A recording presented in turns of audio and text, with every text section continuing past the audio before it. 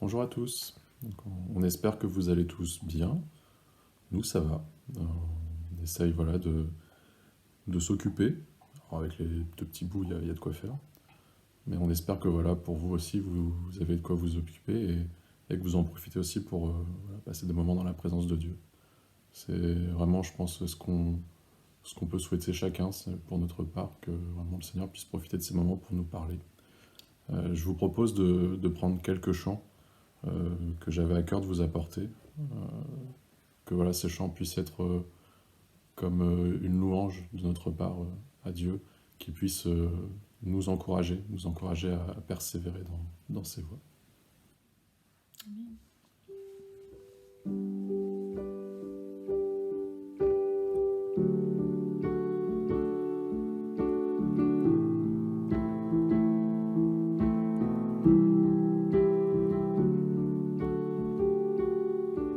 J'ai besoin de te sentir tout près de moi, d'être touché par ta présence, comme si c'était la première fois.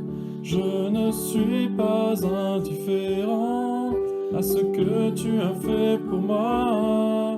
J'ai pleinement réalisé combien j'ai besoin de toi.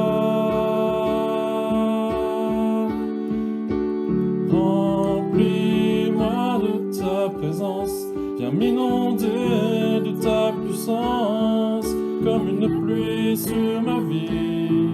La puissance du Saint-Esprit, comme la rivière va à la mer. Moi j'irai à toi, te donnant tout ce que je suis, afin que tu remplisses ma vie. J'ai besoin de te sentir tout près de moi, d'être touché par ta présence, comme si c'était la première fois. Je ne suis pas indifférent à ce que tu as fait pour moi. J'ai pleinement réalisé combien j'ai besoin de toi. Remplis-moi de ta présence, viens m'inonder de ta puissance, comme une pluie sur ma vie. La puissance du Saint-Esprit, comme la rivière va à la mer. Oh, moi j'irai à toi, te donnant tout ce que je suis, afin que tu remplisses ma vie. Remplis-moi de ta présence, viens m'inonder de ta puissance, comme une pluie sur ma vie. La puissance du Saint-Esprit, comme la rivière va à la mer. Moi j'irai à toi, te donnant tout ce que je suis, afin que tu remplisses ma vie. Afin que tu remplisses ma vie. Afin que tu remplisses ma vie.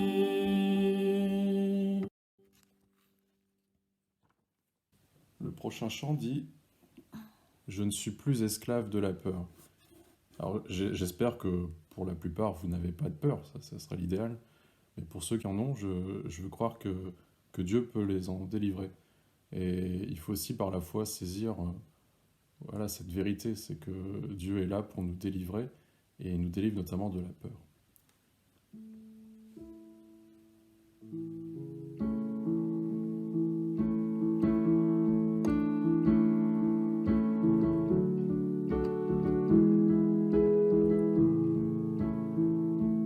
Tu m'as ébloui par tes mélodies, tu m'entoures d'un chant d'amour, chant de délivrance devant mes ennemis. Toutes mes craintes s'enfuient. Je ne suis plus esclave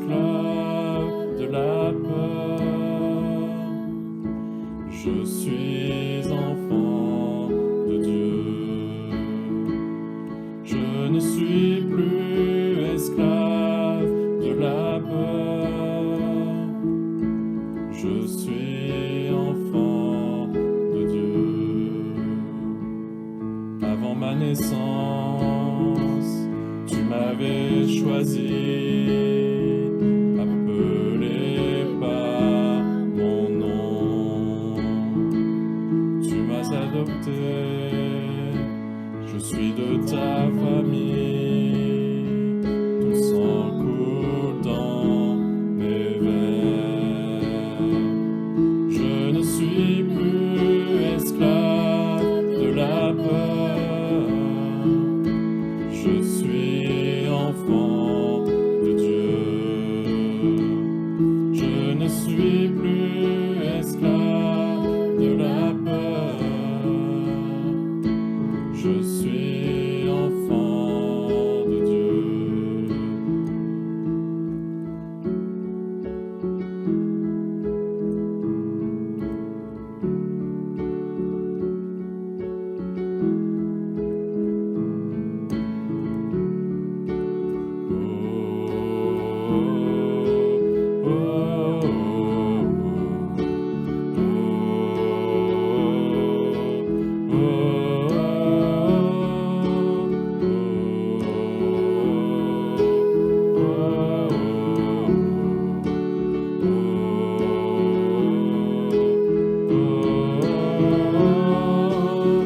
Tu fends la mer et je peux la traverser. Mes peurs se noient dans ton amour. Tu m'as sauvé, alors je peux chanter.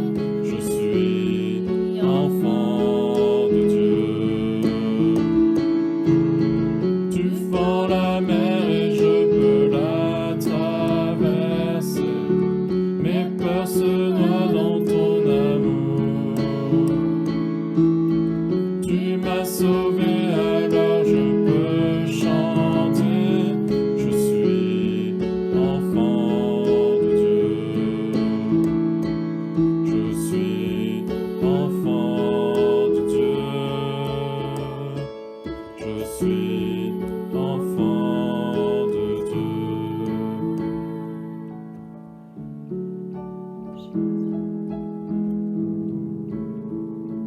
Je ne suis plus esclave de la peur, je suis enfant de Dieu.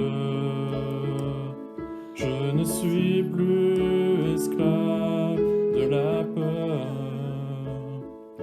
je suis enfant de Dieu.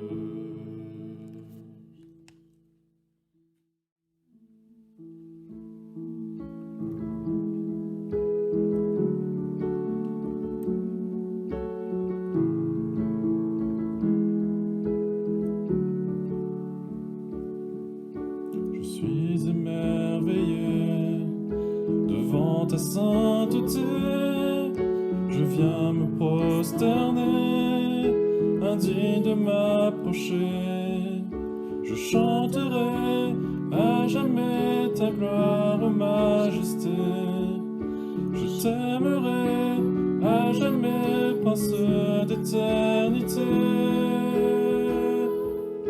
Les cieux m'ont raconté l'éternelle destinée. Tu es le Rédempteur, le tout-puissant Sauveur. Je chanterai à jamais ta gloire, ô majesté. Je t'aimerai à jamais, prince d'éternité. Gloire, gloire, hommage à mon roi. Gloire, gloire, hommage à mon roi. Le voile est déchiré, je peux m'abandonner. Une brèche dans le ciel pour la vie éternelle. Je chanterai à jamais ta gloire, ô majesté. Je t'aimerai à jamais, prince d'éternité.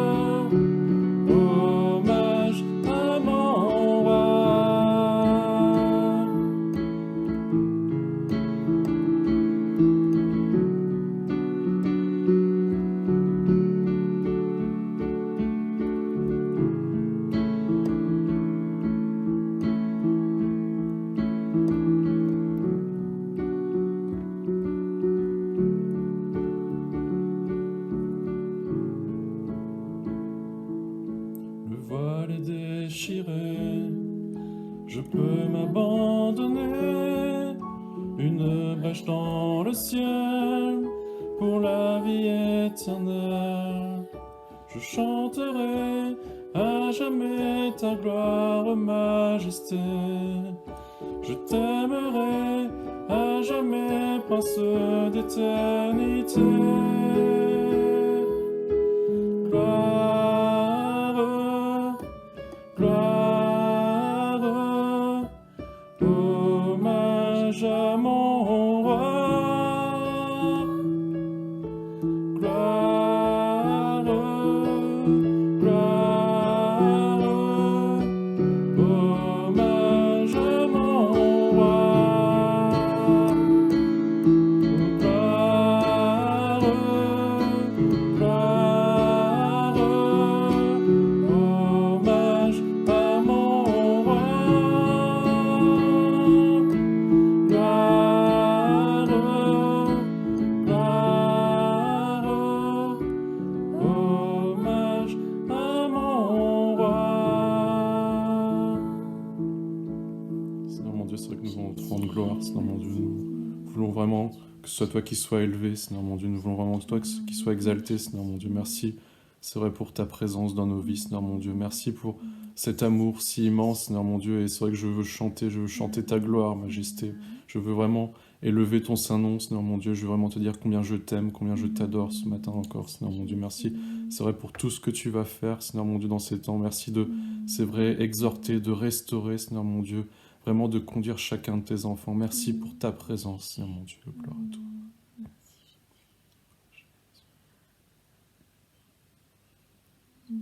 Oui, c'est vrai, Seigneur, tu es grand, tu es majesté, Seigneur, et combien nous nous rendons compte que ta présence est précieuse, combien nous nous rendons compte que nous n'avons besoin de rien d'autre, Seigneur.